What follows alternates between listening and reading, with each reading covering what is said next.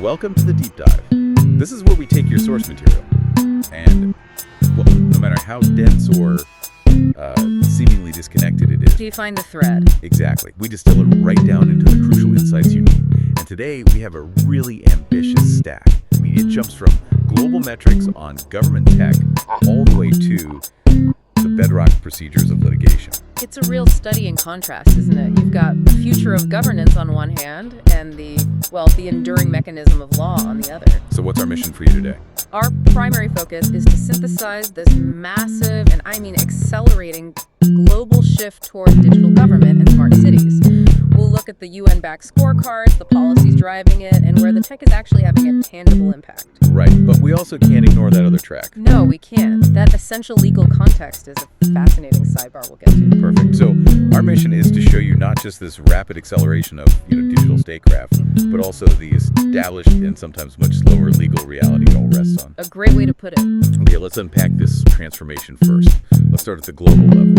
It's impossible to grasp this shift without acknowledging the sheer scale of the benchmarking. Right. Our sources point to the 2020 UN e-government survey. That was huge. It measured development worldwide, marking, 20 years of tracking this? 20 years. Oh. And what that 2020 report shows is a profound acceleration. This is not incremental change. The E-Government Development Index, the EGDI, it confirms these overwhelmingly positive trends. Global digital capacity is just surging forward. So what does that acceleration look like in hard numbers? Well, in 2020, 57 countries hit the very high EGDI value. Okay, what does very high mean?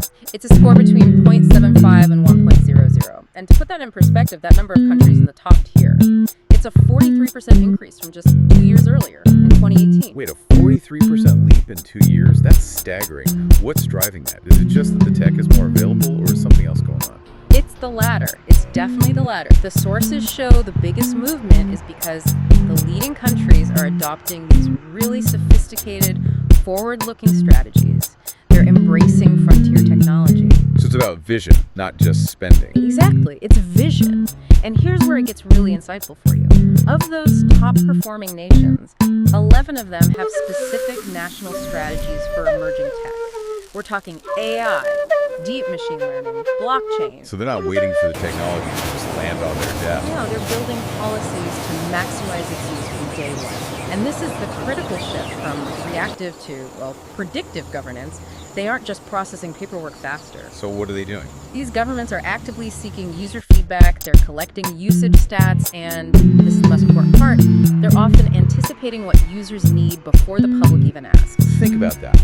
A service provider that knows what you need before you even realize you need to make a request. Precisely. So the state shifts from being a passive administrator to an active... a data-driven participant. A data-driven participant in a citizen's life. And that kind of transition, it requires one thing above all else: data. That's it. Data is the heart of digital government. That's a phrase championed by places like Singapore. And along with that predictive push, there's a huge push for transparency. Which we see in the huge jump in open government data portals, the OGD portals. A massive jump. Right. We went from just 24% of countries having these portals in 2014 to 80% in 2020. That seems like a home run. A fourfold increase in access to government information. It is a major positive step, absolutely. But here's the key policy gap you need to see. The infrastructure is still outpacing the regulation. How so? Of the 153 countries with those OGD portals, only 114 actually have an official, dedicated OGD policy in place. So the front door is open, but the rules for the house aren't fully written yet. If the infrastructure is outpacing the legal framework, how do governments prevent, mission creep or data breaches before the policy catches up? Doesn't that create a huge vulnerability? It creates a necessity for highly skilled technical controls and really international cooperation. And that tension infrastructure versus policy, it's so visible in complex global operations. Like what? Like customs and international trade. Customs organizations are a perfect case study. They're moving so fast from traditional risk management, which is mostly just checking documents, toward a concept called decision intelligence. Okay, let's unpack decision intelligence. Yeah. It sounds technical. What is it doing in the real world? In simple terms, it means moving beyond looking at one single shipping container, one document in isolation. Decision intelligence uses sophisticated tech data fusion, machine learning, and something called link analysis. Link analysis, like a network map. Exactly, like graph or network visualization, it finds suspicious hidden connections. So instead of asking, is this container legit? They're asking, is this specific consignor using this broker shipping this merchandise on a route that connects to a known criminal network? You've got it. They're detecting connections between shipments, brokers, financial records, all of it. But the challenge is that the data comes from everywhere. Company registries, bills of lading, government databases, and unstructured stuff too, like X-ray images. Okay, so if you have data coming from 100 different vendors, different scanning machines, different software, how on earth do you make sure they can all talk to each other instantly? The answer is strict interoperability and standards. The sources call it open architecture, or OA, in screening operations. OA just ensures that hardware, software, algorithms from different suppliers can all be integrated easily. No proprietary lock-in. It's like making sure every phone charger uses the same USB standard. That's a perfect analogy. And a great example of this is the WCO-sponsored Unified X-ray File Format, UFFV 2.0. And that's widely used. It's a widely adopted global standard now for these inspection devices. And what that means for you is that a customs officer in Rotterdam can instantly read and analyze a complex X-ray image from a device built in China or Germany. It's critical for keeping global trade moving securely. That's a powerful example of global policy driving real-world standards. Yeah. And at the same time, you've got bodies like the ITU providing recommendations for digital identity infrastructure, which is foundational to everything. And that brings us right back to that tension around data retention and privacy. It's fascinating. Even private companies like Google and their privacy policies, they detail that they keep some data for longer periods for legitimate business or, and this is the key part, for legal purposes. Things like fraud prevention or financial record keeping. Right. Security, fraud, all of it. They're essentially building these vast data archives that have to be legally defensible. And they note they engage with regulators on complaints. Yes, which just shows how deeply entangled data collection is across public and private systems, and how legal compliance is a huge driver for data archives. Okay, so let's shift gears now. Let's move from the national and global level down to the local. Because here, the picture gets a bit more challenging. It certainly does. That success we see nationally, it doesn't always translate so well to the local level.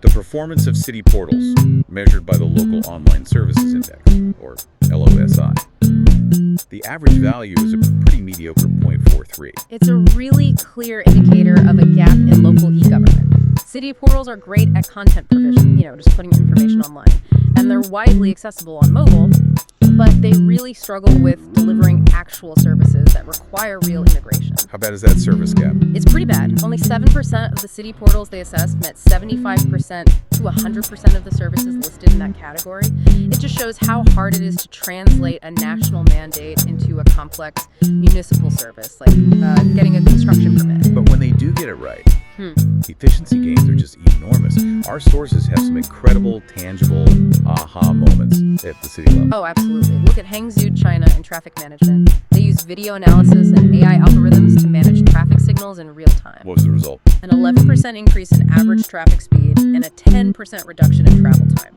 That's immediate, tangible relief for millions of people. Or look at public services, like school bus routes. Boston Public Schools, they had this massive transportation budget, highest in the U.S. It was something like $2,000 per student per year. And it used to take them 4 weeks of manual work just to route all the buses. So an MIT algorithm called Quantum used Google Maps to optimize those routes. The result, they cut 50 buses from the fleet, an 8% reduction, and cut CO2 emissions by 20,000 pounds a day. And the algorithm solved it in about 30 minutes. Think about the labor saved, the budget savings, the environmental impact. That's the ultimate promise of smart city tech. It's a truly powerful case for AI and governance.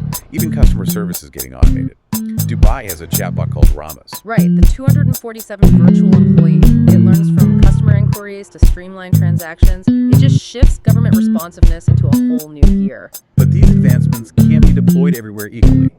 Which brings us to the digital divide. It's still a huge issue, and it's highly correlated with geography, urban versus rural, and with income. The challenges are particularly acute for certain groups. Small island developing states, or SIDs. Why them specifically? They often face extremely high costs for ICT infrastructure. We're not talking about a small premium. In some Pacific islands, the cost of mobile broadband is more than 5% of their gross national income per capita. Access itself is a massive economic barrier. A massive barrier. And on top of that, their infrastructure is so vulnerable to natural disasters. A single hurricane can wipe out years of digital progress. So capacity building, digital literacy becomes absolutely critical. It's about moving beyond just deploying infrastructure and focusing on deep skill development. Singapore, for instance, has its digital clinic.